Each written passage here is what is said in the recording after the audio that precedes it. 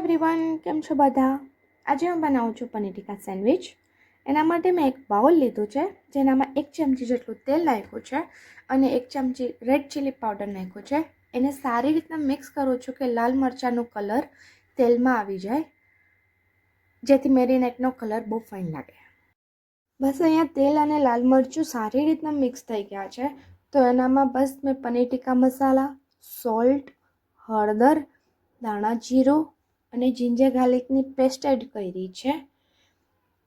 જો તમારી પાસે પનીર ટીકા મસાલા ના હોય તો ઇટ્સ ઓકે, તમે ગરમ મસાલા અને કસૂરી મેથી એડ કરી શકો છો. પણ પનીર ટીકા મસાલામાં ઓલરેડી કસૂરી મેથી છે.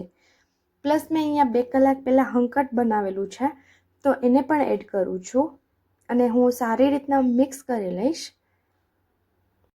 બસ આ મેરિનેશન હવે રેડી છે, તો એનામાં પનીર ક્યુબ્સ એડ કરીશ અને એને થોડીવાર માટે રેસ્ટ થવા દઈશ, જેથી બધા જ ઓલ ધ સ્પાઇસીસ પનીરમાં સેટ થઈ જાય. જો તમારી પાસે ચારકોલ હોય તો આ સ્ટેજ ઉપર તમે ચારકોલ અને ઘીનો તમે દમ આપી શકો છો. ટ્રસ્ટ મી, એનાથી બહુ જ ફાઇન લાગશે. અહીંયા મેં બીજું પેન લીધું છે, એમાં થોડું તેલ એડ કર્યું છે. ઓઇલ જરા ગરમ થઈ જાય એટલે એનામાં ચોપ્ડ ઓનિયન નાખી અને એને સારી રીતના સોતે કરી લઈશ. હું ઓનિયનને ઓવરકુક નહીં કરું, જસ્ટ નોર્મલ એનો કલર ચેન્જ થાય ત્યાં સુધી જ કૂક કરીશ અને એનામાં કેપ્સિકમ એડ કરું છું. બસ કેપ્સિકમને પણ થોડું સોફ્ટ થાય એટલે ત્યાં સુધી જ કૂક કરવાનો છે, ઓવરકુક નથી કરવાનું. બસ હવે વેજીસ સોતે થઈ જાય એટલે સેમ જ પેનમાં હું અહીંયા પનીર એડ કરું છું. બસ અહીંયા પનીરને પણ સારી રીતના પેનમાં સોતે કરી લઈશ. ઇટ્સ ઓકે, અહીંયા પનીરના ક્યુબ્સ કદાચ કટ થયા હોય તો નો પ્રોબ્લેમ. આગળ આપણને આમે પનીરના ક્યુબ્સને સ્મોલ ક્યુબમાં કટ જ કરવાના છે.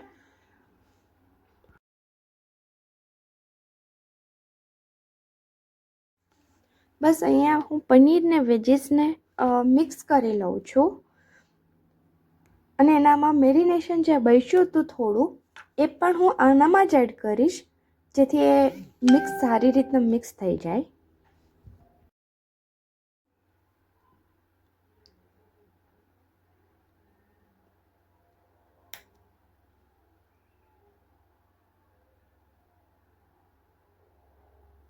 બસ અહીંયા બધો જ મસાલો મિક્સ થઈ ગયો છે અને પનીરના બિગ ક્યુબ્સને હું સ્મોલ ક્યુબ્સમાં કટ કરી લઈશ. અમે પનીર સોતે થાય એટલે થોડું સોફ્ટ થઈ જાય એટલે ઇઝીલી કટ થઈ જશે. યુ કેન સી કે મસાલો સ્ટફિંગ કેટલું ફાઇન લાગે છે. બસ હવે આ સ્ટફિંગને બીજા બાઉલમાં ઠંડો થવા દઈશ. મીનવાઇલ મેં સાઈડમાં 2 બ્રેડ લીધી છે. મેં અહીંયા બ્રાઉન બ્રેડ યુઝ કરી છે. તમે બ્રાઉનની જગ્યાએ વ્હાઇટ મલ્ટીગ્રેન કોઈ પણ બ્રેડ યુઝ કરી શકો છો. બસ બ્રેડ ઉપર થોડું બટર અપ્લાય કરવાનું છે.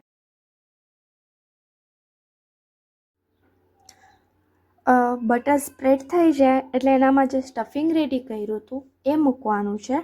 એ સારી રીતના જનરસ અમાઉન્ટમાં મેં એડ કર્યું છે અને એના ઉપર મોઝરેલા ચીઝ એડ કરી છે. જો તમારા પાસે ચીઝ સ્લાઇસ હોય તો એ પણ તમે એડ કરી શકો છો.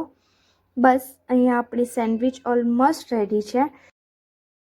અહીંયા અમે સેન્ડવિચની બહારની સાઈડ પણ બટર સ્પ્રેડ કર્યું છે અને હું એને સેન્ડવિચ મેકરમાં ગ્રીલ થવા દઈશ.